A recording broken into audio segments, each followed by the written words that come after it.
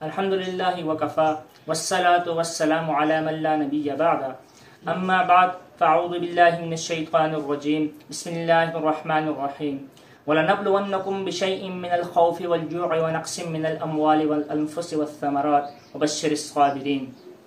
محترم سامعین، محرم الحرام کا مہینہ چل رہا ہے اور اسی محرم الحرام کی مناسبت سے کچھ احکام ایسے ہیں جو کرنے کے ہیں وہ نہیں کیے جاتے اور جو نہیں کرنے کے ہیں وہ کیے جاتے ہیں۔ جو لازم ہیں ان کو چھوڑ دیا جاتا ہے اور جو بدعات ہیں ان کو لازم سمجھ کر کیا جاتا ہے، اور اس میں ہمارے سادہ لوگ مسلمان بھی اس میں، یا صحیح العقیدہ جو مسلمان ہیں وہ بھی اس میں ملوث ہو جاتے ہیں۔ اسی کی مناسبت سے آج کچھ احکامات یا بدعات جو نہیں کرنے چاہیے اس کے اوپر ہم روشنی ڈالیں گے، قرآن و حدیث کے لحاظ سے ہم اس کی تشریح بیان کریں۔ محرم الحرام کی مناسبت سے سب سے پہلے جس کا تذکرہ میں لازمی سمجھتا ہوں وہ ماتم ہے۔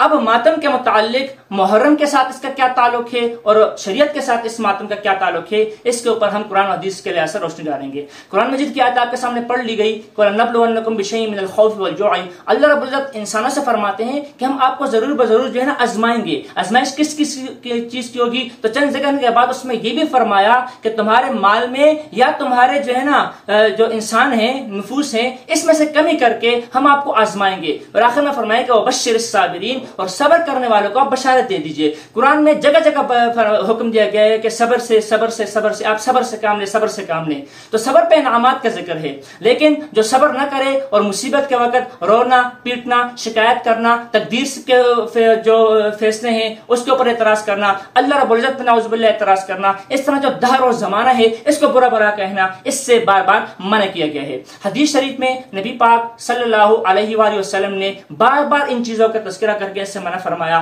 آپ صلی اللہ علیہ وسلم نے ایک حدیث میں فرمایا کہ میری جو قوم ہے، میری جو امت ہے، یہ زمانے جاہلیت کی 4 چیزیں نہیں چھوڑے گی۔ اس میں 4 چیزوں کا جو ذکر کیا گیا اس میں کون کون سی چیزیں تھی؟ فرمایا کہ اپنے نسب پر فخر کیا کرے گی۔ دوسرا فرمایا دوسرے کے نسب پہ تان کریں گے، ان کے نسب کو کم مانیں گے، ان پہ تان کریں گے۔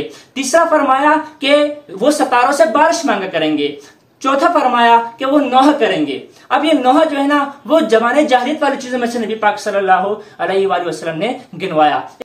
اس کے علاوہ ایک اور روایت ہے جس میں کہا گیا ہے کہ جب مکہ فتح ہوا تو ابلیس جو ہے وہ واویلا کرنے لگا، رونا پیٹنے لگ گیا، تو اس کے جو جنود اور اس کا جو لشکر تھا ابلیس کا وہ اس کے پاس جمع ہو گیا اور پوچھا کیا ہوا۔ ابلیس نے کہا کہ آج کے بعد یہ بات بھول جاؤ، آج کے بعد تم جو ہے نا مایوس ہو جاؤ کہ تم امت محمدیہ کو کفر میں مبتلا کر دو گے، شرک میں مبتلا کر دو گے۔ ہاں تم کیا کرو، تم اس میں ان کے دین کے متعلق فتنے برپا کرو، تم ان کے دین میں ان کو نوح سکھاؤ۔ تو ابلیس نے اپنے جنود کو یہ بتایا کہ تم امت محمدیہ میں یہ نوحہ پھیلاؤ، کیونکہ کفریہ میں سے۔ نبی پاک صلی اللہ علیہ وآلہ وسلم نے ایک اور حدیث میں فرمایا کہ 2 چیزیں جو ہیں وہ کفر میں سے ہیں۔ ان میں سے کیا فرمایا؟ ایک فرمایا کہ دوسرے کے نسب پہ تان کرنا، اور ایک فرمایا کہ نوحہ کرنا۔ ایک اور روایت میں 3 چیزیں ذکر کی گئی ہیں، اس میں بھی یہی فرمایا کہ جو مشکل وقت میں مصیبت میں گریبان کو چاک کرے، نمبر 1، نمبر 2 جو نوحہ کرے، نمبر 3 جو دوسرے کے نسب پہ تان کرے، یہ کفریہ میں سے چیزوں میں سے شمار کی۔ تو خلاصہ کلام حدیث میں اور قرآن میں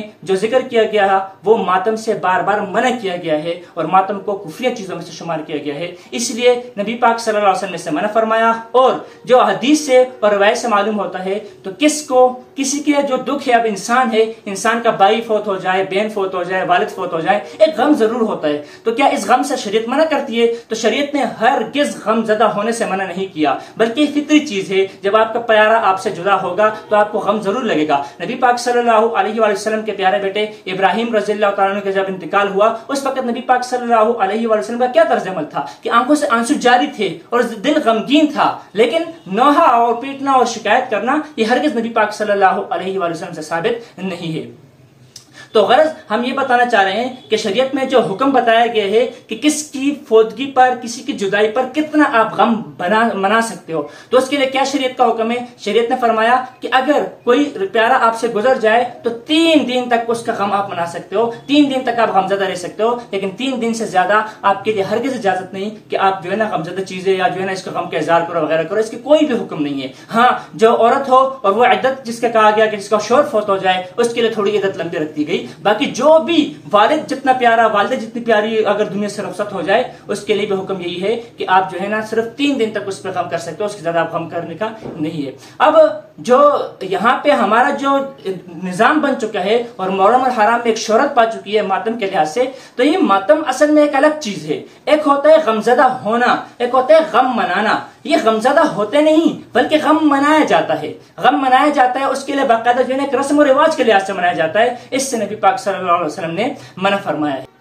اس کے بعد دوسرا حکم یہ کہ اگر ماتم منانا تو ناجائز ہے اور ایک خاص قوم کا شعار بن چکا ہے، کیا جن کا عقیدہ ماتم منانے کا نہ ہو اور ماتم کو غلط بھی سمجھتے ہوں، وہ اس ماتم میں شریک ہو سکتے ہیں، اس ماتم کو دیکھنے کے لیے جا سکتے ہیں. تو اس کے متعلق بھی فقہاء نے فرمایا کہ ہرگز نہیں، آپ کو اس ماتم کو دیکھنے کی بھی اجازت شریعت نہیں دیتی، کیونکہ حدیث مبارک میں ہے من کثر سواد قوم فهو منه، کہ جس نے کسی قوم کی تعداد کو بڑھایا تو وہ بھی اس میں سے ہے. اب اگر مثال کے طور پر کوئی ماتم کرتے ہیں، وہ خاص طریقے سے اپنے رواج اور رواج کے مطابق جاتے ہیں، تو ان کی ایک تعداد ہوتی ہے خاص، لیکن ہمارے کچھ سادہ لوگ مسلمان بھی اس میں شریک ہو جاتے ہیں دیکھنے کے لیے، مزہ لینے کے لیے. تو اگر کوئی ویڈیوز بنائے، اگر کوئی دیکھنے والا دیکھے، تو وہ اسی کو انہی میں سمجھیں گے کہ لشکر اتنا بڑا تھا، اتنا بڑا تھا. تو ہمارے بہت سے سادہ لوگ مسلمان ان کے لشکر کے تعداد کو بڑھاتے ہیں. اس وجہ سے فرمایا گیا کہ اس جو ماتم یہ گناہ کا کام ہے، تو گناہ کا کام کرنا بھی گناہ ہے، تو گناہ کو دیکھنا بھی گناہ ہے. تو اس کو دیکھنے کی بھی ہرگز اجازت نہیں. نہ آپ ان ماتمی جلوس میں شرکت کر سکتے ہیں، اور کوشش کریں